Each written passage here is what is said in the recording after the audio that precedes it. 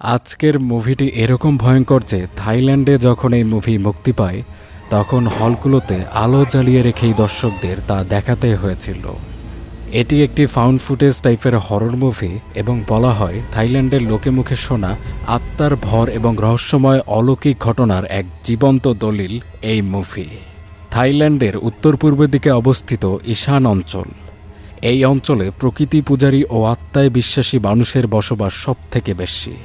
দিনের বেলাতেও এখানকার পরিবেশটা এতটাই নিস্তব্ধ ও থমথমে যে একা আসলে গা ছমছম করে উঠবে যে কারো। সর্বত্রই দেবদেবীর ছোট বড় মূর্তি ও মন্দির চোখে পড়ে। 2018 সালে একটি টিভি চ্যানেলের ডকুমেন্টারি দল থাইল্যান্ডের বিভিন্ন প্রান্ত ঘুরে ওঝাদের জীবন নিয়ে একটি ডকুমেন্টারি ভিডিও ধারণ করে বেড়াচ্ছিল। এভাবে ঘুরতে ঘুরতে দলটি থাইল্যান্ডের ঈশান অঞ্চলটাতে আসে। ডকুমেন্টারি দলটির উদ্দেশ্য ছিল এই অঞ্চলের নানা অলৌকিক ঘটনাবলী জানবে, বিশেষ করে আত্মার ভর করা ও রহস্যময় শক্তি নিয়ে এখানকার মানুষরা যা বলে ও অনুভব করে তা তারা ক্যামেরায় ধারণ করবে। এই কাজের জন্য তারা এক বিশেষ সামান বা ওঝাকে বাছাই করে যার সাথে থেকে তারা এসব ভিডিও করছিল। কিন্তু তা করতে গিয়ে তারা যেসব ঘটনা দেখে উপলব্ধি করে তা আপনার কিংবা আমার কল্পনারও বাইরে। অপ্রাকৃতিক জিনিস যে কতটা ভয়ঙ্কর হতে পারে এই দল তা হাড়ে হাড়ে টের পেয়েছিল। তো কেমন ছিল তাদের সেই যাত্রা, শেষ পর্যন্ত কি হয়েছিল আর কি ঘটনা তারা ক্যামেরায় বন্দি করেছিল, আজ দ্য মিডিয়াম নামক এই থাই মুভিতে পুরোটাই জানব। আর বেশি কিছু বলছি না, দ্রুত চলুন মুভির ঘটনায় প্রবেশ করা যাক। মুভির শুরুতেই এক মহিলার কণ্ঠস্বর শোনা যায়। তিনি বলছিলেন ঈশান অঞ্চলের মানুষ সেই আদিকাল থেকেই অতিপ্রাকৃত শক্তিতে বিশ্বাস করে আসছে, হয়তো ধর্ম সৃষ্টিরও আগে থেকে। তবে এখানকার মানুষের কাছে আত্মা শব্দের অর্থ সাধারণ মানুষের থেকে আলাদা। ঈশানীরা বিশ্বাস করে শুধু মানুষ বা প্রাণীর মধ্যেই যে আত্মা থাকে এমনটা নয়। প্রকৃতির প্রতিটি উপাদানে যেমন ঘর, বন, পাহাড়, মাঠ, গাছ সকলের মধ্যেই নানা রকম আত্মা বা অদৃশ্য শক্তি বিদ্যমান। যে মহিলা এই কথাগুলো বলছিলেন তিনি মূলত এক বিশেষ সামান বা ওঝা, আর এই ব্যক্তিরই ভিডিও ধারণ করছিল ডকুমেন্টারি করতে আসা দলটি। মহিলাটির নাম নিনা। মিনা যে শুধুই ওঝা তাও নয়, সে একজন মাধ্যম। নিনা ক্যামেরার সামনে ব্যাখ্যা করেন ঈশানের মানুষের বিশ্বাস আত্মা অনেক ধরনের হয়। তাদের মধ্যে অশুভ শুভ রয়েছে। শুভ আত্মাগুলি মানুষদের রক্ষা করে, আবার অশুভ আত্মাগুলো মানুষদের জ্বালাতন করে এবং অসুস্থতা, দুর্ভাগ্য এনে দেয়। শুভ আত্মাগুলিকে পুজো ভক্তি করে সম্মান জানানো তাদের সংস্কৃতি, আর তারা তাদের এসব শুভ আত্মাদেরকে দেবীও মানে। সাক্ষাৎকারে নিনাকে জিজ্ঞেস করা হয় তিনি তো ওঝা, তার সাথে কি এরকম কোনো আত্মার যোগাযোগ রয়েছে? নিনা বলেন তিনি কল্যাণময় আত্মা, যাকে তারা দেবী বাইয়ান বলে ডাকে। নিনা ওনার মাধ্যম হিসেবে কাজ করে। এখানে মাধ্যম মানে হলো এমন কিছু বিশেষ মানুষ যাদের সাথে এসব আত্মারা যোগাযোগ করে ও তাদের উপর সরাসরি ভর করে মানুষদের সতর্কবার্তা দেয় বা সাহায্য করে। নিনা জানান বাইয়ান হলেন তাদের একমাত্র পূর্বপুরুষীয় আত্মা, যাকে তারা কুলদেবী মানে, যিনি যুগ যুগ ধরে আশপাশের সকল গ্রামকে রক্ষা করে আসছেন। এই দেবীর ইতিহাস এতটাই পুরনো যে নির্দিষ্টভাবে কেউ জানে না তিনি কোথা থেকে এসেছেন, কিন্তু বংশ পরম্পরায় তার প্রতি ভক্তি আর পুজোর ধারা শত বছর ধরে চলে আসছে। নিনা আরও জানান বাইয়ান সবসময় নারীদেরকেই তার মাধ্যম হিসেবে বেছে নেন, মানে যার উপরে তিনি ভর করেন বা আশ্রয় নেন এটা সবসময় নারীরাই হয়ে থাকে। তার দাদি প্রথমে বাইয়ানের মাধ্যম ছিলেন, তারপর তার ফুপুর মৃত্যুর পর ভূমিকাটি নিনার বড় বোন নইয়ের কাছে যাওয়ার কথা ছিল, কিন্তু নই মাধ্যম হতে অস্বীকার করায় বাইয়ান তার পরিবর্তে নিনাকেই বেছে নেন। সাক্ষাৎকারে জিজ্ঞেস করা হয় তার উপরও তো দেবীর ভর রয়েছে, তাহলে তিনি কি যে কোনো রোগও সারাতে পারেন? নিনা বলেন তিনি কেবল সেই সমস্যাগুলোই সমাধান করতে পারেন যা অদৃশ্য শক্তি বা কালো জাদুর কারণে হয়ে থাকে। সাধারণ অসুখ যেমন ক্যান্সার হলে তিনি মানুষদেরকে ডাক্তারের কাছে যেতেই পরামর্শ দেন। নিনা এখানে আরও স্বীকার করেন যে তিনি প্রথমে ওঝা বা মাধ্যম এরকম কিছুই হতে চাননি কখনো। শুরুর দিকে তিনি অসম্মতি জানালে এরপর তার সামান্য জ্বর বা শারীরিক অসুস্থতা শুরু হয়। তিনি কিছুতেই সুস্থ হতে পারছিলেন না। শুভ আত্মা বা কুলদেবীর ডাকের জন্য তার শরীরে এসব হচ্ছিল বলে তারা ধারণা করে। এই যন্ত্রণা এতটাই অসহ্য হয়ে উঠেছিল যে একসময় তিনি নিজেকে মেরে ফেলারও কথা ভেবেছিলেন, কিন্তু তা কখনো পারেননি। শেষমেশ হার মেনে নিয়েই বাইয়ানের কাছে নিজেকে সঁপে দেন। তবে তিনি বলেন এখন তিনি অনেক ভালো আছেন, মানুষের সেবা করতে পারছেন, গ্রামবাসীদের সাথে পাহাড়ের মাঝে থাকা বাইয়ানের দেবীর নিয়মিত মূর্তি পূজা করেন ও সেখানে রোগ নিরাময়েও কাজ করে থাকেন। এরপর দেখা যায় নীনা তার বড় বোন নইয়ের স্বামী বিরজের শেষকৃত্যে যাচ্ছেন। পথে তিনি বলছিলেন তার দুলাভাই বিরজের মৃত্যুর আগে ওনার পরিবারের প্রায় সব পুরুষ সদস্যরাই ভয়াবহভাবে মৃত্যুবরণ করেছেন, যেটা খুবই অদ্ভুত। দুলাভাই বিরজের দাদাকে পাথর ছুঁড়ে হত্যা করা হয়েছিল। ওনার বাবা বিমার টাকার লোভে নিজের কারখানায় আগুন লাগিয়েছিলেন, কিন্তু পরে ব্যাপারটা ধরা পড়লে তিনি বিষ খেয়ে আত্মহত্যা করেন। তখন বিরজের বড় ছেলে ম্যাক মোটরসাইকেল দুর্ঘটনায় মারা গিয়েছিল, আর এখন বিরজ নিজেই ক্যান্সারে মারা গিয়েছেন। এটা কি শুধুই কাকতালীয়, নাকি এই পরিবারের ওপর কোনো অভিশাপ নেমেছে? এই প্রশ্নটা নীনাকে ভাবাচ্ছিল। শেষকৃত্যে নীনা নইয়ের একমাত্র মেয়ে মিঙ্কের সাথে দেখা করে এবং জিজ্ঞেস করে, তুমি নাকি তোমার বাবার লাশ প্রথমে খুঁজে পেয়েছিলে, এখন তুমি কেমন আছো? মিং বলে, সমস্যা নেই, আমি ঠিক আছি। এরপর নীনা তার নিজের পরিবারের পরিচয় দেন। তারা 3 ভাই বোন। মানেত সবার বড়, মাঝে রয়েছে নই, আর সবার ছোট নীনা নিজে। স্বামী হারিয়ে নই এখন শুধু তার একমাত্র মেয়ে মিংকে নিয়েই বসবাস করবে। তাদের বড় ভাই মানেত জানান 2 বোন নীনা আর নইয়ের মধ্যে সম্পর্ক আগে থেকেই ভালো নয়। তাদের মধ্যে সবসময় মনোমালিন্য লেগে থাকে। তিনি তাদের মেলানোর অনেক চেষ্টা করেছেন, কিন্তু কখনো তাতে কোনো লাভ হয়নি।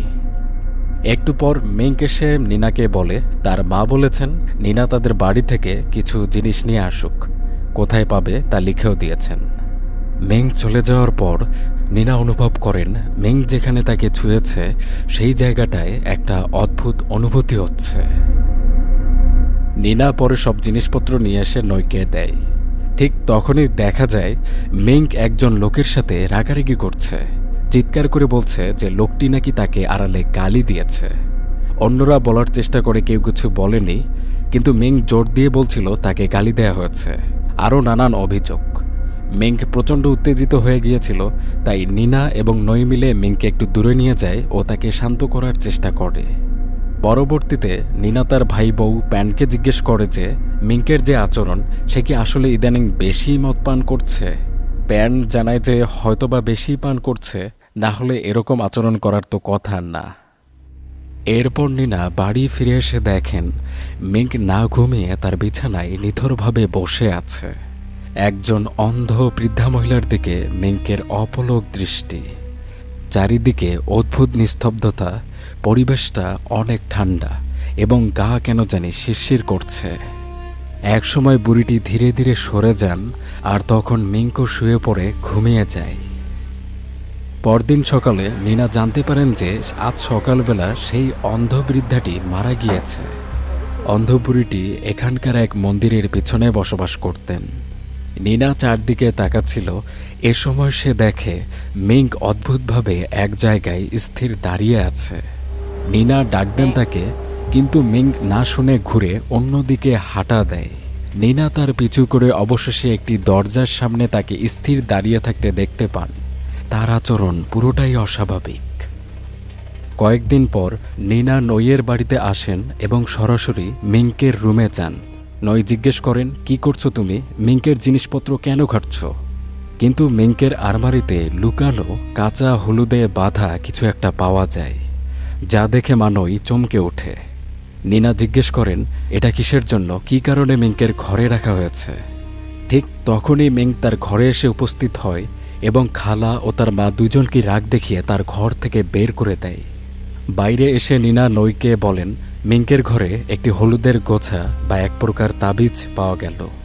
নীনা জিজ্ঞেস করেন মিংকের মধ্যে কি কোনো অস্বাভাবিক লক্ষণ দেখা যাচ্ছে ইদানিং? নই একটু ভেবে জবাব দেন, মিং আমার মেয়ে, ওর যত্ন নেওয়ার দায়িত্ব আমার, তুমি চলে যাও।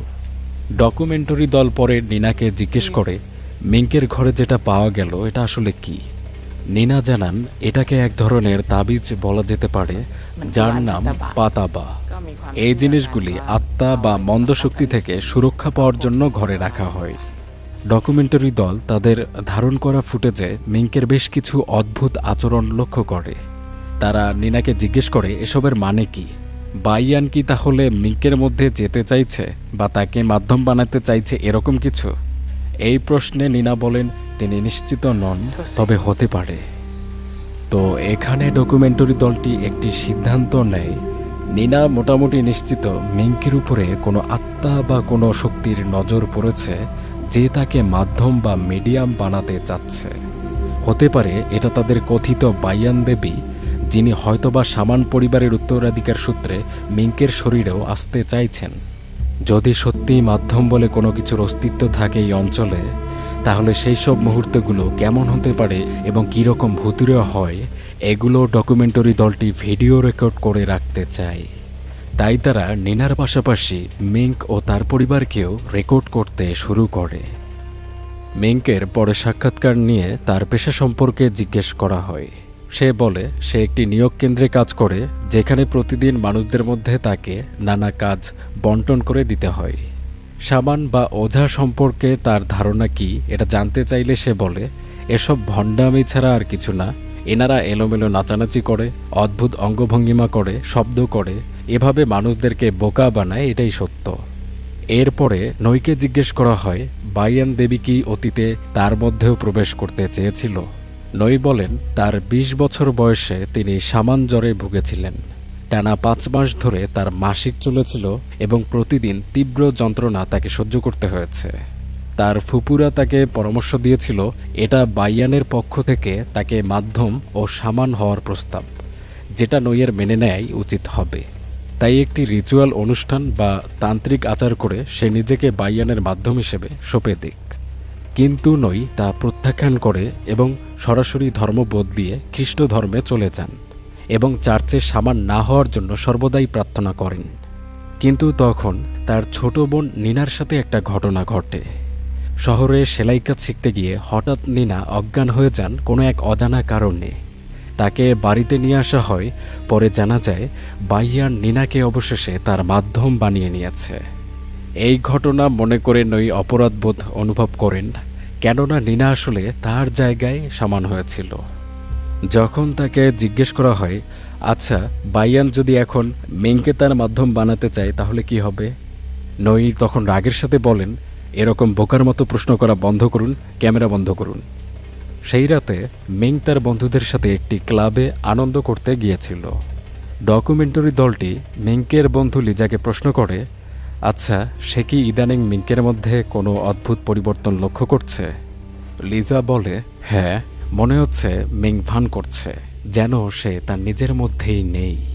লিজা একটি ভিডিও দেখায় যেখানে মিং একটা পার্কে শিশুদের খেলার জায়গায় একেবারে ছোট বাচ্চাদের মতো আচরণ করছে। এমনকি সে কয়েকটি বাচ্চার সাথে রাগারাগি করে ও এক বাচ্চা মেয়েকে ধাক্কাও দেয়। এরপর ক্লাব থেকে বেরিয়ে মিং একা বাজারের মধ্য দিয়ে যাচ্ছিল। ক্যামেরাম্যান এ সময় তাকে রেকর্ড করছে। পরে নিয়োগ কেন্দ্রে গিয়ে মিং সোজা সোফায় গিয়ে শুয়ে পড়ে। পরদিন সকালে অফিসের কর্মীরা এসে দেখে মিং সোফায় শুয়ে আছে। তাকে ওঠানোর চেষ্টা করা হয়, আর সে দাঁড়াতেই সবাই আঁতকে ওঠে। মিংকের কোমরের নিচের অংশ থেকে রক্ত বেরোচ্ছে। সবাই এতে আশ্চর্য হয়ে যায়, রাতে কি এমন হলো যে তার গোপন জায়গা থেকে রক্ত ঝরবে এভাবে। মিং লজ্জায় দ্রুত ওয়াশরুমে ছুটে যায় এবং নিজেকে পরিষ্কার করার মরিয়া চেষ্টা করে। হঠাৎ বুঝতে পারে ক্যামেরা চলছে, তখন সে দ্রুত দরজা বন্ধ করে দেয়। বাড়ি ফিরলে মিংকে তার মা জিজ্ঞেস করে রাতে কোথায় ছিল তুমি, আর তোমার জামায় রক্তের দাগ কেন, কি হয়েছে? কিন্তু মিংকে পাত্তা না দিয়ে ঘরে চলে যায়, বলে যে এটা শুধু তার মাসিক হয়েছে।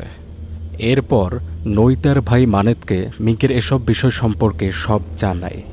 সব শুনে মানেত বলে মিংকে তাহলে বাইয়ান তার মাধ্যম ও সামান করার ইচ্ছা প্রকাশ করছেন। মানেত পরামর্শ দেন তাহলে মিংকের জন্য এই প্রস্তাব বরণের একটা আচার অনুষ্ঠান, একটা তান্ত্রিক আচার অনুষ্ঠান পালন করলেই সমস্যা সমাধান হয়ে যাওয়ার কথা। নই বলেন তিনি চান না তার মেয়ে কোনো সামান হোক। মানেত বলেন বাইয়ান যদি সত্যিই মিংকে চান তাহলে তুমি আর কি বা করতে পারবে। পরদিন নিনা নইয়ের বাড়িতে আসেন তার হারানো ব্রেসলেট খোঁজার বাহানা করে। তিনি মূলত মিঙ্কের সাথে একান্তে কথা বলতে এসেছিলেন। নই ঘরে ব্রেসলেট খুঁজতে গেলেই নিনা ও মানেত দ্রুত মিঙ্কের দরজায় টোকা দেন। মিঙ্ক বেরিয়ে আসলে নিনা জিজ্ঞেস করেন কেউ কি তাকে প্রায় সময় ডাকছে, এরকম তার মনে হয়, আর এই ডাকাতে সে কি কোনো সাড়া দিয়েছে। ঠিক তখনই নই এখানে ফিরে এসে জানতে চান কি হচ্ছে এখানে। মানেত বলে আমরা এমনি শুধু ওর সাথে কথা বলছিলাম। পরবর্তীতে নই ক্যামেরার সামনে সাক্ষাৎকার দেন এবং নিনাকে নিয়ে অভিযোগ করেন যে নিনা নাকি মিঙ্ককে তার জায়গায় সামান বানাতে চায়। একে তো তাদের দুই বোনের দণ্ড, আবার নিনারও কোনো সন্তান নেই, এজন্য মিঙ্কের দিকে নজর দেয়া হচ্ছে। তবে তিনি আশ্বস্ত করেন যে তিনি তার মেয়েকে কখনোই সামান হতে দিবেন না।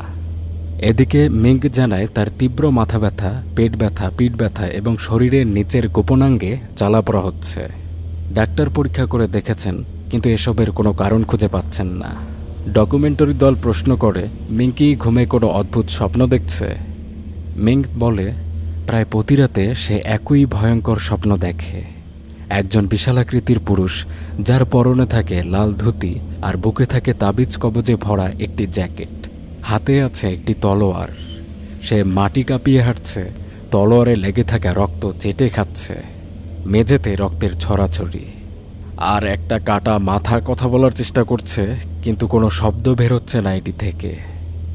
পরদিন দেখা যায় মিং তার অফিসে রয়েছে এবং এক পর্যায়ে তার বস তাকে ডেকে জানান তাকে চাকরিচ্যুত করা হলো।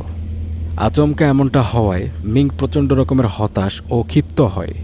পরে ওই দিন বিকালে তার একটি প্যারেড অনুষ্ঠানের প্রস্তুতি নেওয়ার সময় মিঙ্ক অনুভব করে তার দাঁতে কিছু একটা সমস্যা হচ্ছে। সে নখ দিয়ে দাঁত খোঁটাতে শুরু করে, এতটাই খোটে যে তার রক্ত বের হয়ে যায়। কিছুক্ষণ পর মেকআপ শিল্পী ডাক দিলে মিঙ্ক যেন এক ঘোর থেকে জেগে ওঠে। কী করছে তা বুঝতে পেরে তাড়াতাড়ি টিস্যু দিয়ে রক্ত মুছে সে সেখান থেকে ছুটে বেরিয়ে যায়। সেই রাতে প্যারেড অনুষ্ঠানে মিঙ্কের পরিবার ও বন্ধুরা উপস্থিত হয়েছিল। তারা এ সময় মিঙ্ককে ডেকে হাত নাড়ায়, কিন্তু মিঙ্ক যেন নিজের ভুবনে হারিয়ে গেছে, কারো দিকে কোনো খেয়াল নেই। কিছু পরে তার আচরণ আক্রমণাত্মক হয়ে ওঠে। সে আশপাশের মানুষদের দিকে ক্যান্ডি ও চকলেট ছুটতে থাকে অনবরত। পরদিন মিঙ্ক অফিসে ফিরে এসে তার ডেস্কে বসলে বস নিরাপত্তারক্ষী ডেকে মিঙ্ককে বের করে দেন। বস ডকুমেন্টারি দলকে জানান অফিস থেকে জিনিসপত্র হারিয়ে যাচ্ছিল, তাই তিনি সিসিটিভি চেক করেছিলেন। ফুটেজগুলোকে দেখানো হয়। সেই ফুটেজে দেখা যায় মিঙ্ক অফিসে নানা পুরুষ এনে যৌনকর্মে লিপ্ত হচ্ছিল বেশ কিছুদিন থেকে, তাই সব মিলিয়ে তাকে বরখাস্ত করা হয়েছে। এরপর দেখা যায় নই চার্চে গিয়ে মেয়ের জন্য প্রার্থনা করছেন। পরে নই বাড়ি ফিরে দেখেন বাসার বাথরুমের দরজা খোলা। টোকা দিয়ে ভিতরে ঢুকেই তিনি এক ভয়াবহ দৃশ্য দেখেন। মিঙ্ক সবকিছুতে হতাশ হয়ে আত্মহত্যার চেষ্টা করেছে। তাকে হাসপাতালে নেওয়া হয়। এসবে নই অবশেষে রাজি হন যে মিঙ্ককে সামান বানানোর জন্য ও গ্রহণযোগ্যতার অনুষ্ঠান পালনের জন্য। কিন্তু নিনা রাজি হন না। নই জিজ্ঞেস করেন কেন? তখন নিনা বলেন মিঙ্কের মধ্যে যে আত্মা ভর করছে সেটা বাইয়ান নয়। নই যুক্তি দেন যে লক্ষণগুলো তো একই রকম, যেরকমটা তাদেরও পূর্বে হয়েছিল, তাই হয়তো মিঙ্ক এটা মেনে নিলে সব সেরে যাবে। কিন্তু নিনা জোর দিয়ে বলেন না জেনে তাকে কোনো অপশক্তির মাধ্যম হতে দিলে সর্বনাশ হবে। এরপর নিনা সরাসরি মিঙ্কের ঘরে এসে উপস্থিত হন এবং আলমারিতে আটকানো ছবিগুলোকে স্পর্শ করতে করতে বলেন তিনি জানেন মিঙ্ক ও ম্যাকের মধ্যে অদ্ভুত কিছু একটার প্রভাব ছিল। তিনি মানেতকে জিজ্ঞেস করেন আচ্ছা, যে মানুষ আত্মহত্যা করে তার আত্মার কি হয়? এরপর তিনি জোর দিয়ে মানেতকে বলেন ম্যাক কোথায় নিজেকে শেষ করেছিল সেটা তাকে বলতেই হবে। মানেত তাকে সেই গাছের কাছে নিয়ে যান যেখানে ম্যাক নিজেকে ফাঁসিতে ঝুলিয়েছিল। নিনা সেই গাছের সামনে প্রার্থনা শুরু করেন এবং কিছুক্ষণ পরেই এখানে জোরালো বাতাস বইতে শুরু করে। প্রার্থনা শেষে তিনি ম্যাকের উদ্দেশ্যে বলেন ম্যাক, এই সবের পিছনে কি তুমি আছো? এগুলো কি তোমার কাজ? আমি জানি তুমি ওকে কতটা ভালোবাসো, কিন্তু এভাবে তুমি ওকে নিতে পারবে না। ঠিক এই জায়গায় ডকুমেন্টারি দলটিও নিনার কথার সাথে একমত হয়। তারা বিশ্বাস করতে শুরু করে যে মিঙ্কের মধ্যে ভিন্ন কোনো সত্তা ভর করছে। কিন্তু এদিকে দেখা যায় নই মিঙ্কের সাথে নিয়ে অন্য একজন শামানের কাছে চলে গেছেন। তিনি বিশ্বাস করছিলেন বাইয়ান তার মেয়েকে মাধ্যম হিসেবে বানার জন্য প্রস্তাব হিসেবে এসব অসুস্থতা দিয়েছে। তাই আচার করে যদি মেং বাইয়ানের এই প্রস্তাব মেনে নেয় তবে সে সুস্থ হয়ে যাবে। এদিকে মানে তো নিনাকে খবর দিয়ে এই ব্যাপারটা জানান। নিনা সেখানে পৌঁছে দেখেন একজন শামান মিঙ্কের উপর একটি গ্রহণযোগ্যতার আচার পালন করছেন। নিনা সঙ্গে সঙ্গে চিৎকার করে সবাইকে থামতে বলেন। তিনি নইকে বলেন, এরকম একটা অনুষ্ঠান হতে দিলে কিভাবে? এটা যদি কোনো খারাপ সত্তার প্রস্তাব হয় তবে মিঙ্ক গ্রহণ করে নিলে কি ভয়ঙ্কর কাণ্ড ঘটবে তোমার কোনো ধারণা আছে? নইর আগে বলেন, তুমি তো কোনো সাহায্যই করছিলেন না, আমি কি করতাম তাহলে? নিনা বলেন, তার নিজস্ব পদ্ধতি আছে। ঠিক তখনই মিঙ্ক ক্যামেরা ছিনিয়ে নিয়ে তার মাকে সজোরে আঘাত করতে থাকে। নই মাটিতে পড়ে যান। হঠাৎ মিঙ্ক এক জায়গায় স্থির হয়ে দাঁড়িয়ে থাকে, তারপর হঠাৎ দৌড়ে পালিয়ে যায়। নিনা তার পিছু ধাওয়া করেন, কিন্তু রাস্তায় আস্তে আস্তে দেখেন মিঙ্ক আশেপাশে কোথাও নেই। এরপর সবাই মিলে জঙ্গলে ছুটে যায়, গলা ফাটিয়ে ডাকতে থাকে, কিন্তু মিঙ্কের কোনো সন্ধান মেলে না। পরদিন নিনা বলেন, মিঙ্কে খুঁজে পাওয়ার একমাত্র উপায় হলো একটা আত্মাসন্ধানী তান্ত্রিক আচার পালন করতে হবে। তবে তার আগে নইকে মন থেকে বাইয়ানকে মেনে নিতে হবে এবং তার কাছে ক্ষমা চাইতে হবে। এরপর নইরা বাড়িতে ফিরে আসেন। নিনা সবাইকে বলে দেন, মিঙ্ক অদ্ভুত যা কিছু জমিয়ে রেখেছে, বিশেষ করে প্রতিটা ময়লা জিনিস, নোংরা অভিশপ্ত বস্তুগুলোকে সংগ্রহ করতে হবে, কারণ এগুলোতে সেই আত্মাদের ছাপ রয়েছে যাদের সংস্পর্শে এসে মিঙ্ক অসুস্থ হয়েছে। নিনা ম্যাকের আত্মহত্যার জায়গাটাতে সেই আত্মা সন্ধানী আচারের প্রস্তুতি শুরু করেন। তিনি একে একে সংগ্রহ করা জিনিসগুলোর উপর একটা ডিম ঘুরিয়ে ঘুরিয়ে থালায় ভাঙেন, কিন্তু ডিমটা একেবারে স্বাভাবিক দেখায়। আরেকটা চেষ্টা করেন, আবারও স্বাভাবিক দেখায়। নিনা বলেন, এই কাজ কতক্ষণ করতে হবে তা তিনি জানেন না, কিন্তু যতক্ষণ না ম্যাক মিঙ্ককে কোথায় নিয়ে গেছে তা জানতে পারবেন সে পর্যন্ত তিনি সন্ধানী আচার চালিয়ে যাবেন। পরের দিন মানেত ও নই ছুটে যান পুলিশ স্টেশনে। এক অফিসার ডেকে জানান যে একজন ট্যাক্সি চালক তার গাড়ির ড্যাশ ক্যামের ফুটেজ পুলিশের কাছে জমা দিয়েছে। ফুটেজে দেখা যায় মিঙ্ক চুপচাপ ট্যাক্সি থেকে নেমে সোজা হাঁটতে শুরু করে। বিভ্রান্ত হয়ে চালক তখন চলে যাওয়ার জন্য গাড়িটা ঘুরিয়ে নেন, কিন্তু ঘোরালে আটকে ওঠেন। রাস্তার অন্য পাশে মিঙ্ক দাঁড়িয়ে আছে। ওদিকে নিনার আচার তো চলছিলই, এবং এবার একটা ডিম ভাঙলে সেটা কালো হয়ে বের হয়। নিনা দ্রুত সেখান থেকে বেরিয়ে যান, বলেন যে তাকে এতদিন বোকা বানানো হয়েছে। মিঙ্কের সাথে যা হচ্ছে এর পিছনে ম্যাকের কোনো সম্পর্ক নেই, অন্য কেউ এটা করছে। তিনি সোজা চলে যান একটি পুরনো কারখানায়, বিরজের বাবার কারখানা এটি, যা অনেক আগে পুড়ে ছাই হয়েছে। চারদিকে কারখানাটির ধ্বংসস্তূপ। জায়গাটায় একটা অদ্ভুত অস্বস্তিকর শক্তি অনুভব হচ্ছে। ভেতরে ঢুকে দেখেন মাটিতে মরা কবুতর ছড়িয়ে পড়ে আছে। একটু সামনে গিয়ে দেখেন আবর্জনার স্তূপে অজ্ঞান অবস্থায় পড়ে আছে মিঙ্ক। তার অবস্থা দেখে ভয়ে নিনার বুক শুকিয়ে যায়। তিনি যা ধারণা করেছিলেন তার থেকেও ভয়ঙ্কর অবস্থা। পরে হাসপাতালে ডাক্তার জানান রোগী আপাতত বিপদমুক্ত, তবে অপুষ্টিতে ভুগছেন। নই জিজ্ঞেস করেন তার মেয়ে কি আবার স্বাভাবিক হবে। ডাক্তার বলেন তারা রোগীর আরও কিছু পরীক্ষা করে তা বলতে পারবে। এদিকে নিনা বলেন, সবকিছু এখন আমার কাছে পরিষ্কার হচ্ছে। ভালো যে মিঙ্ককে মেরে ফেলা হয়নি। তিনি জানান বাইয়ানের কাছে আরেকবার পাহাড়ে প্রার্থনা করতে যেতে হবে তার। পরবর্তীতে পাহাড়ে গেলে নিনা আতঙ্কে ফেটে পড়েন। তিনি চিৎকার করে কাঁদছিলেন, কেননা এগিয়ে গেলে দেখা যায় বাইয়ানের পবিত্র মূর্তিটির মাথা কেটে মূর্তিটি কেউ ধ্বংস করে দিয়েছে। নিনা এতটাই চিৎকার করছিলেন যে পাহাড় পেরিয়ে পাশের এলাকাগুলোতেও তার চিৎকার শোনা যায়। এদিকে হাসপাতালে নই মিঙ্ককে খাওয়ানোর চেষ্টা করেন, কিন্তু মিঙ্কের কোনো সারা শব্দ নেই। তার একদিকে দৃষ্টি ও অদ্ভুত আচরণ বলে দেয় যে সে আর তার নিজের মধ্যে নেই। তাকে কোনো এক অপশক্তি পুরোপুরি কবজা করে নিয়েছে। এ সময় মিঙ্ক দেখে যে নিনা তার ঘরে ঢুকেছে। তখন সে রাগান্বিত গলায় বিছানা থেকে ঝাঁপিয়ে নামে। নিনা জিজ্ঞেস করেন, তুমি কে? মিঙ্ক উত্তরে শুধু শুধু গর্জন দেয়। নিনা আবার জিজ্ঞেস করেন, তুমি কে?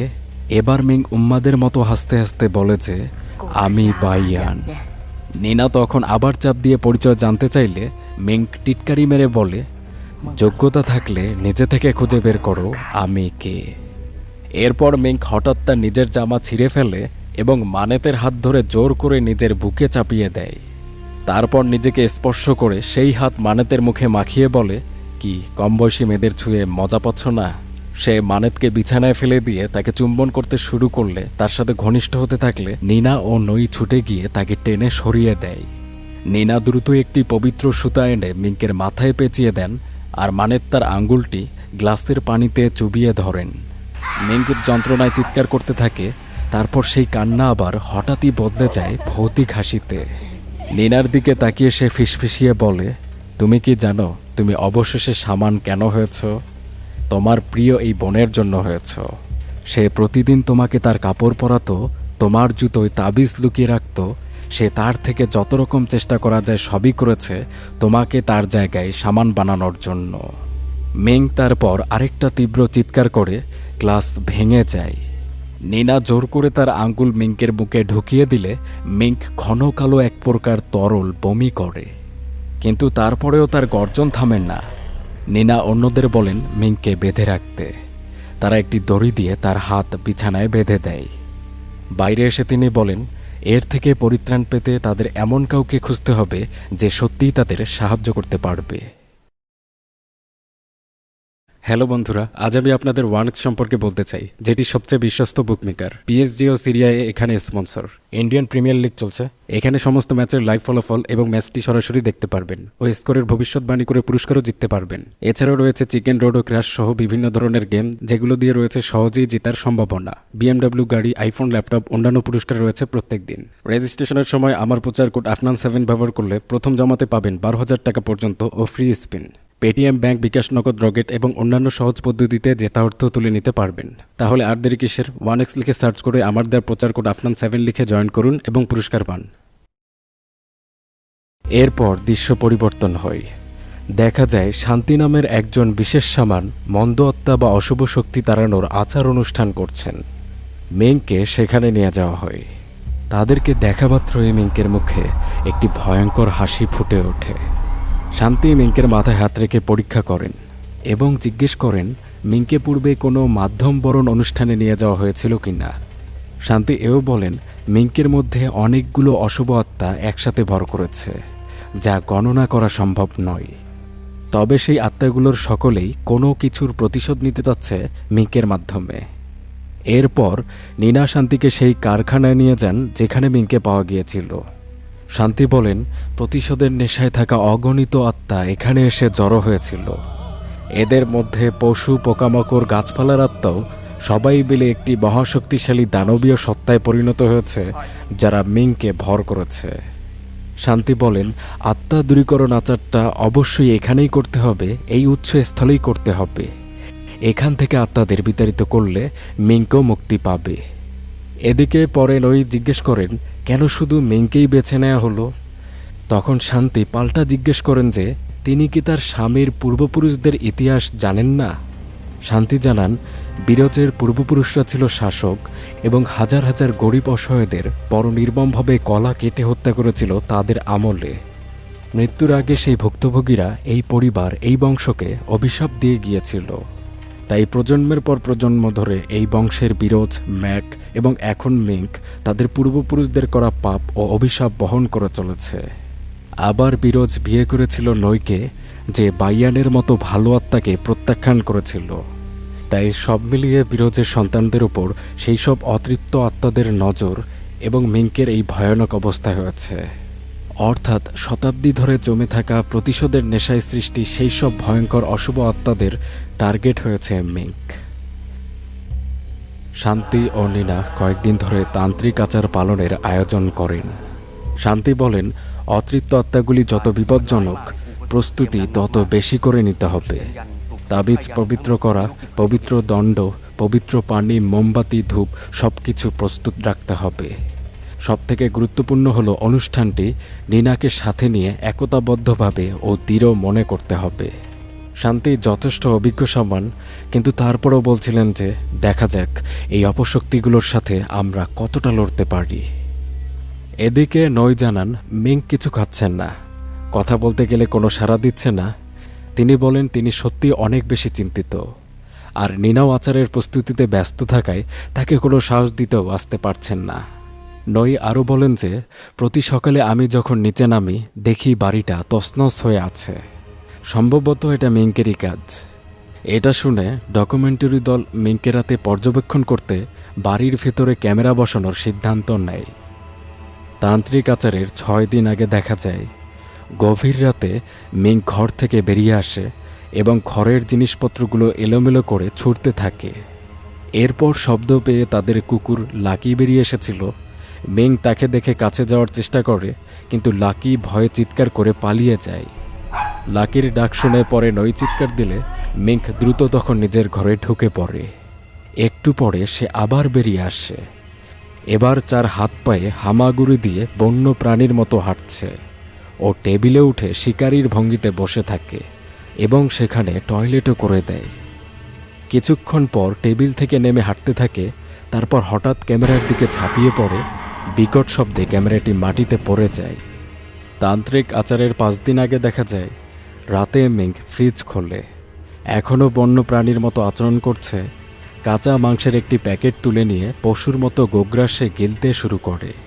কিছুক্ষণ পর সিঁড়ি বেয়ে উপরে উঠে যায়। একটু পরে আবার ফিরে আসে। এখন তার মুখে এমন কিছু আছে যা অন্ত্রবাসের মতো দেখতে।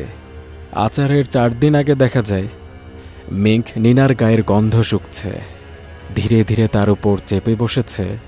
নিঃশব্দে নিনার দিকে এক দৃষ্টিতে চেয়ে থাকে। আচারের 3 দিন আগে মানেত ও নইকে ডকুমেন্টারি দলটি এই ফুটেজগুলো দেখায় এবং তাদেরকে খুব সতর্ক থাকতে বলে। তারা ফুটেজগুলো দেখে ভয়ে হতবাক হয়ে যান, বিশেষ করে মানেত চলে যেতে চায়। তবে নই বলেন মিঙ্ক তার সন্তান, তাই যাই হোক না কেন সে তার সন্তানের সাথে থাকবে। মিঙ্কের রাতের এসব আচরণ দেখার পর নইরা বাড়িতে আরও ক্যামেরা বসানোর অনুমতি দেন। তো এরপর সেই রাতে দেখা যায় মানেতের স্ত্রী গোসল সেরে উপরের ঘরে গেলে মিঙ্ক সিঁড়ির নিচে লুকিয়ে আছে। সে আস্তে আস্তে বেরিয়ে সরাসরি ক্যামেরার দিকে তাকায়, অপলক দৃষ্টি ও চোখগুলো উল্টানো। এরপর সে চুপচাপ মানেতের ঘরে ঢুকে পড়ে। ঘুমন্ত প্যাঙ্কের পাশে শুয়ে গভীরভাবে তার গায়ের গন্ধ নেয়। তারপর তার পেটের উপর আলতো ছোঁয়ায় হাত বোলাতে শুরু করে অনবরত। কিছু পর প্যাং হঠাৎ পেট ব্যথায় জেগে ওঠেন। বুঝতে পারেন না কি হলো। ওইদিকে তাদের সন্তান কাঁদছে।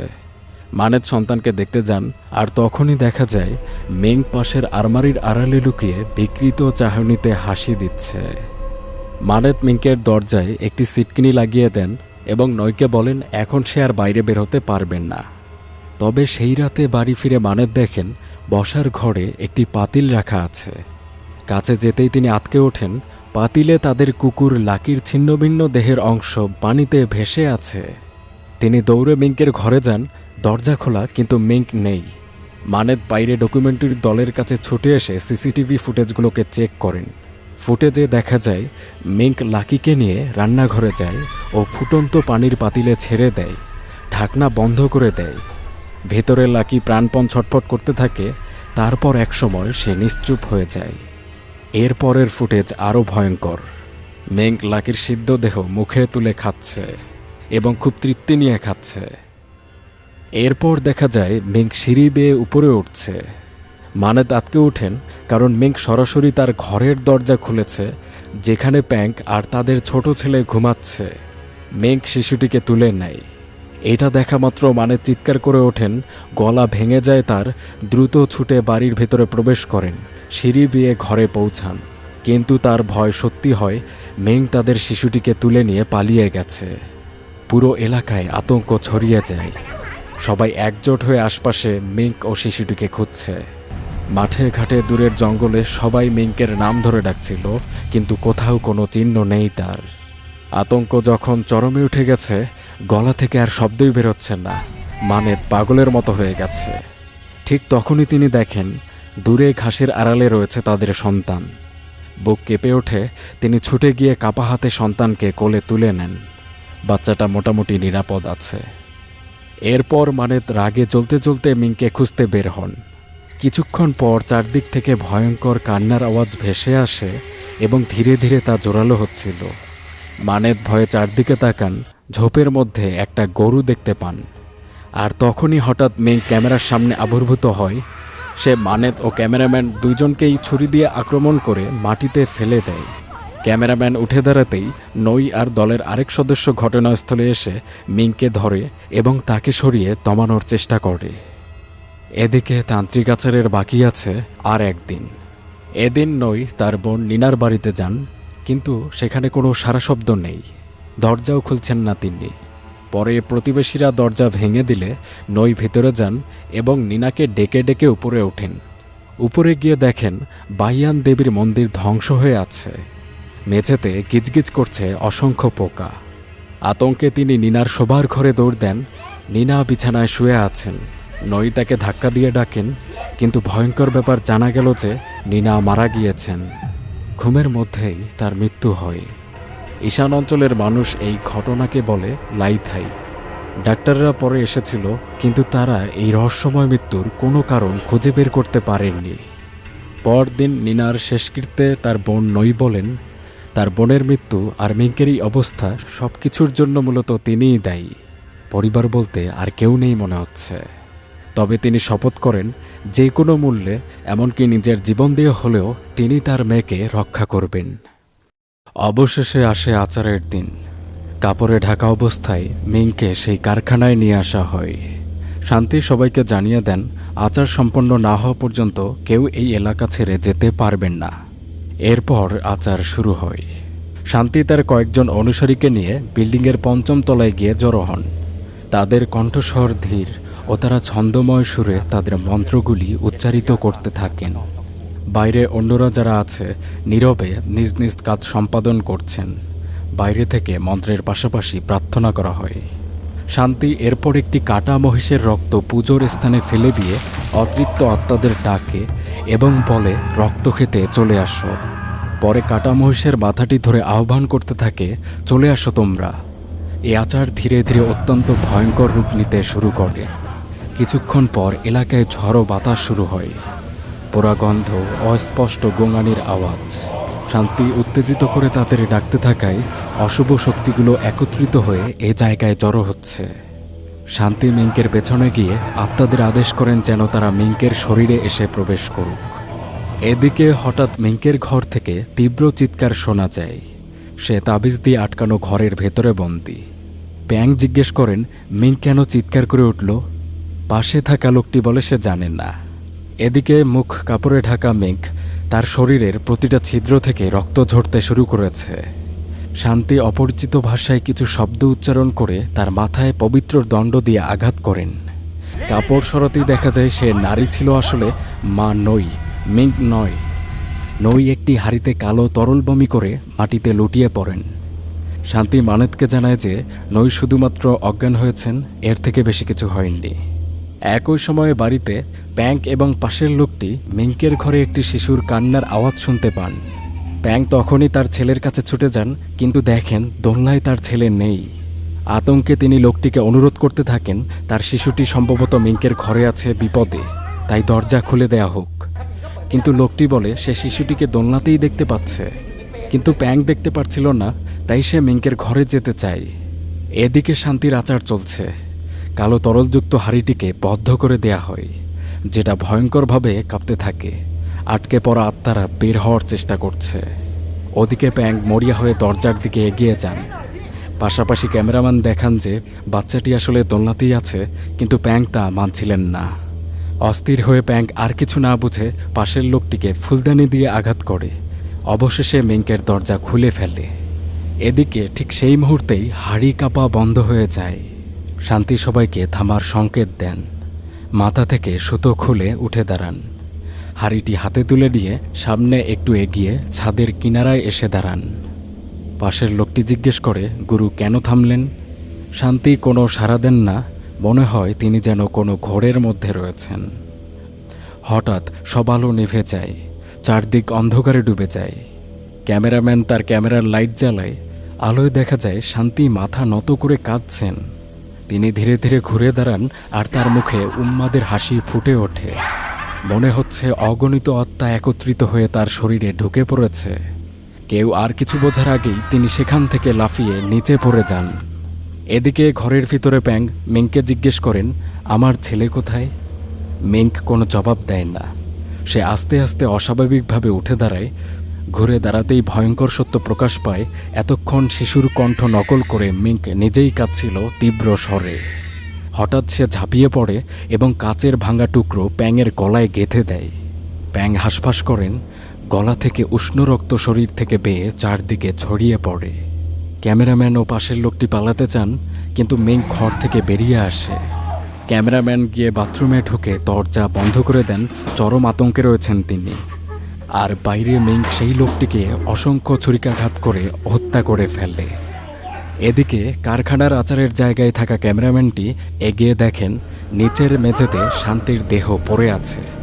এমনভাবে ক্ষতবিক্ষত তার হাত পা মুখমণ্ডল সব ভেঙে ওলটপালট হয়ে গেছে। ওদিকে বাইরে থাকা অন্য ক্যামেরাম্যানগুলি যখন তাদের ক্যামেরার লাইট অন করেন, তখন দেখেন যে শান্তির লোকজনগুলি আর সেখানে নেই। কোনো চিহ্নই নেই, তারা উধাও। চারদিকে খুঁজতে খুঁজতে হঠাৎ একজন লোককে পাওয়া যায়। তাকে জিজ্ঞেস করা হয় বাকিরা কোথায়, কিন্তু হঠাৎ লোকটির ঘাড় অস্বাভাবিকভাবে বেঁকে যেতে থাকে। ক্যামেরা দলের এক সদস্য বলে ওঠেন, চলো এখন এখান থেকে বের হয়ে যাই দ্রুত। কিন্তু ঘুরতে গেলেই একটা শব্দ তাদের থামিয়ে দেয়। সেই লোকটি মাটিতে পশুর মতো বসে আছে এবং হিংস্র ভঙ্গিতে একজনের কাঁধে ঝাঁপিয়ে পড়ে এবং দাঁত দিয়ে ক্যামেরাম্যানের মাংস ছিঁড়ে নেয়। আতঙ্কিত আরেকজন সদস্য প্রাণপণে দৌড় দেন। হঠাৎ তার ক্যামেরার আলো নিভে যায়। তিনি দ্রুত নাইট মোডে সুইচ করেন। অন্যদিকে বাথরুমে থাকা ক্যামেরাম্যানটি বেরিয়ে এসে দেখেন তাদের ওই সদস্যটির লাশ মেঝেতে পড়ে আছে। হঠাৎ একটা শব্দ শুনে তাকিয়ে দেখেন ভয়ঙ্কর দৃশ্য। মিংক শিশু বাচ্চাটিকে ছিঁড়ে খাচ্ছে। তিনি আতঙ্কে আবার বাথরুমে ফিরে যান। লুকানোর জন্য ক্যামেরার লাইট অফ করে দেন, কিন্তু কিছুক্ষণের মধ্যেই শুনতে পান মিংক বাথরুমের দিকেই এগিয়ে আসছে। ক্যামেরার নাইট মোড অন করলে দেখা যায় মিংক দরজা ঠেলে ঢুকে পড়ে। তার শরীরে পশুর আচরণ লক্ষ্য করা যায় এবং সে হামাগুড়ি দিয়ে এগিয়ে আসে। এরপর ক্যামেরাম্যানের বীভৎস চিৎকার। তাকে খুবড়ে খুবড়ে খেয়ে সেখানে হত্যা করা হয়। এদিকে কারখানার ভেতরে নই জ্ঞান ফিরে পান। তিনি মানেতকে বলেন যে তিনি অনুভব করতে পারছেন বাইয়ান তার সাথে রয়েছে, তাকে সাহায্য করতে এখানে এসে উপস্থিত হয়েছে। মানেত তাকে উঠে দাঁড়াতে সাহায্য করেন। শান্তির সহকর্মীদের দিকে ফিরে ঘোষণা করেন এই আচার অবশ্যই চালিয়ে যেতে হবে। তিনি তাদের আদেশ দেন হাড়ির টুকরোগুলিকে নিয়ে আসতে, যাতে আবার আচার পালনের মাধ্যমে সেই আত্মাগুলিকে হাড়িতে বন্দি করা যায়। ওদিকে বাইরের ক্যামেরাম্যানদের একজন এক অস্বাভাবিক লোক থেকে পালিয়ে বেড়াচ্ছিলেন। অশুভ শক্তিতে আচ্ছন্ন এই ব্যক্তিগুলো তাকে তাড়া করছে। হঠাৎ এদের একজন সামনে এসে পথ আটকে দেয়। ক্যামেরাম্যান মাটিতে পড়ে যান। এরপর এগুলো লোকটিকে টেনে ধরে হিংস্রভাবে আক্রমণ করে, শরীর থেকে মাংস ছিঁড়ে খেতে শুরু করে। যন্ত্রণায় চিৎকার করতে করতে লোকটি মরিয়া হয়ে একটি পাথর তুলে পাল্টা আঘাত করেন এবং কোনো মতে উঠে ছুটে পালান, কিন্তু বেশি দূর যেতে পারেন না। হোঁচট খেয়ে আবার পড়ে যান। দ্রুত ক্যামেরা তুলে পেছনে তাকান। সেই আবিষ্ট লোকগুলো আবার এগিয়ে আসছে, কিন্তু হঠাৎ তারা সবাই থেমে যায়।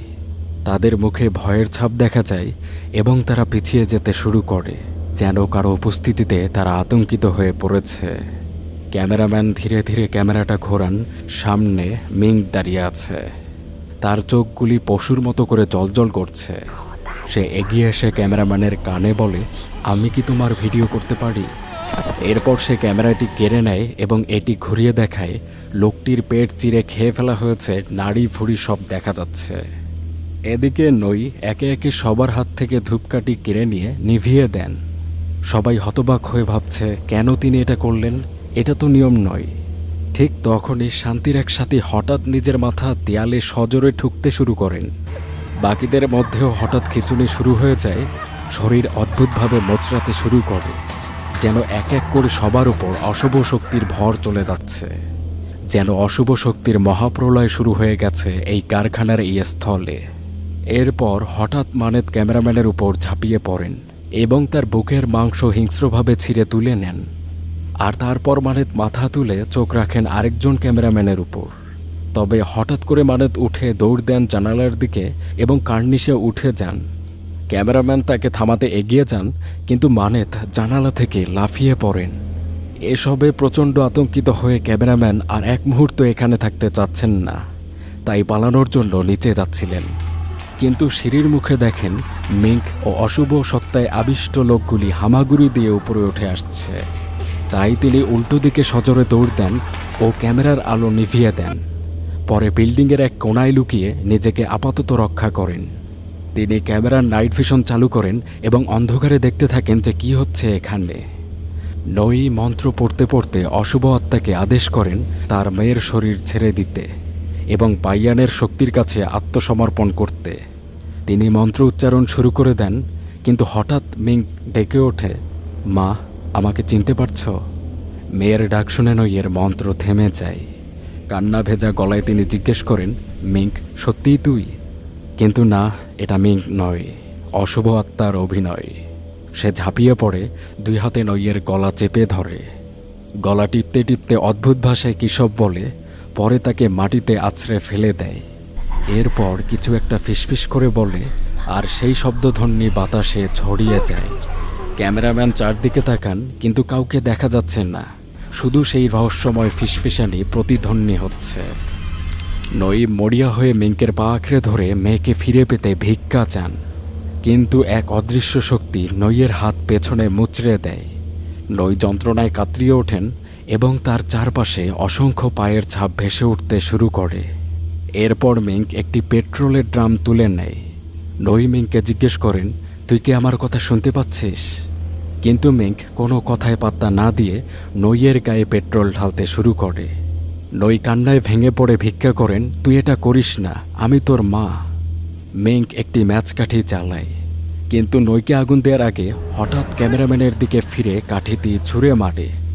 এরপর ক্যামেরাম্যানের আর পালানোর কোনো উপায় থাকে না এবং মিঙ্ক তার উপর ঝাঁপিয়ে পড়ে। রক্তের ছিটায় এক পর্যায়ে তার চিৎকার থেমে গেলে বোঝা যায় সে মারা গিয়েছে। এরপর নইয়ের কাপা কণ্ঠস্বর শোনা যায়। তিনি মিঙ্ককে কেঁদে কেঁদে বলছেন তিনি তার মা, মিঙ্ক যেন এমনটা না করে। কিন্তু মিঙ্ক তার মায়ের গায়ে আগুন ধরিয়ে দেয়। নইয়ের আত্মচিৎকার যেন পুরো বিল্ডিংকে কাঁপিয়ে বাইরে পর্যন্ত ছড়িয়ে পড়ে। আর এই জ্বলন্ত আগুনের মাঝে একটি ভুডু ডল দেখা যায়। পুতুলের গায়ে লেখা বিরোজদের বংশের নাম ইয়াসান্তিয়া, অর্থাৎ এই কারখানায় বসেই এই বংশের পূর্বপুরুষদের দ্বারা নির্যাতিত কোনো মানুষ বা তাদের কেউ নিকট আত্মীয় বিরোজদের উপরে ভয়ঙ্কর ব্ল্যাক ম্যাজিক করে গেছে, যার পরিণামে এই অশুভ আত্মা বা অপশক্তিগুলি বিরোজদের একে একে সবাইকেই মেরে ফেলল। আর এখানেই মুভিটি শেষ হয়। তো এটাই ছিল দ্য মিডিয়াম মুভির পুরো গল্প। সামান নিনার যে দুলাভাই অর্থাৎ নইর স্বামী বিরোজ, তার পূর্বপুরুষরা ছিলেন শাসক, তবে খুবই খারাপ ও অত্যাচারী শাসক ছিলেন তারা। তাদের অঞ্চলের হতদরিদ্র খেটে খাওয়া মানুষদের খুবই অত্যাচার করতেন, অন্যায় করতেন। এভাবেই কোনো কারণবশত ওই শাসক গোষ্ঠী গরিব ও অসহায় কিছু মানুষদের বীভৎসভাবে মেরে ফেলেছিলেন। মৃত্যুর সময় সেই নির্যাতিত মানুষগুলো প্রতিশোধের এক তীব্র অভিশাপ দিয়ে যায় সেই শাসক গোষ্ঠী বা বিরোজদের পুরো বংশের উপর। পরে আবার ওই মৃত মানুষদের কোনো উত্তরসূরি বা তাদেরই কোনো আত্মীয়ের মধ্যে এই প্রতিশোধের আকাঙ্ক্ষাটা থেকে যায়। এছাড়াও বিরোজদের বাবা দাদারাও যে সৎ মানুষ ছিলেন এমনটা নয়, তাদেরও শত্রু ছিল। তো এদেরই কেউ হতে পারে যে অতীতের মারা যাওয়া লোকগুলোর পরবর্তী প্রজন্ম বা আত্মীয়, যে পরে বিরোজদের কারখানায় গিয়ে পুরো বিরোজ পরিবারের উপর ব্ল্যাক ম্যাজিক করে। মরে যাওয়া সেই অতৃপ্ত আত্মাগুলিকে একত্রিত করা হয় এবং তাদের দ্বারা বিরোজদের পুরো পরিবারকে আবিষ্ট বা তাদের উপর আত্মাদের ভর করিয়ে পরিবারটিকে শেষ করে দেওয়া হয়। কেউই রেহাই পায় না। কে যে এই ব্ল্যাক ম্যাজিকটা করেছিল তাকে দেখানো হয়নি মুভিতে, তবে অত্যাচারিত হয়ে মারা যাওয়া মানুষদেরই কোনো উত্তরসূরি হবে এটা মোটামুটি নিশ্চিত। এই মুভির ঘটনাটি কাল্পনিক, তবে পরিচালক থাইল্যান্ডের বিশেষ এই কালচারটিকে তার মুভিতে তুলে ধরার চেষ্টা করেছেন। ঈশানের মতো ওইসব অঞ্চলের মানুষদের বিশ্বাস, পরিবেশ, শামানিজম এবং অপ্রাকৃতিক কোনো ঘটনা সেখানে প্রায় দেখা গেলে কীরকম কাণ্ড হয় তারই একটা ঝলক দেখানো হয় এই মুভিতে। এক এক গোষ্ঠীর কাছে বিশ্বাস এক এক রকম। কেউ এসব অপ্রাকৃতিক বিষয়গুলোকে মানেন, কেউ বা মানেন না। তবে বিজ্ঞানের বাইরেও প্রতিনিয়ত এরকম নানান ঘটনা ঘটে থাকে পৃথিবীর আনাচে কানাচে, যার স্পষ্ট কোনো কারণ বা ব্যাখ্যা কিছুই পাওয়া যায় না। আর তখনই ভয় হয়, আতঙ্ক আসে। আশা করছি ভিডিওটি ভালো লেগেছে। কোনো প্রশ্ন থাকলে কমেন্টে লিখে জানাতে ভুলবেন না। সামনে কীরকম মুভি দেখতে চান তা আমাকে জানাতে পারেন কমেন্টে, অথবা সরাসরি যুক্ত হতে পারেন আমার সাথে ইনস্টাগ্রামে। নিচে লিঙ্ক দেওয়া আছে। বিদায় নিচ্ছে। অবিরাম ভালোবাসা সবাইকে।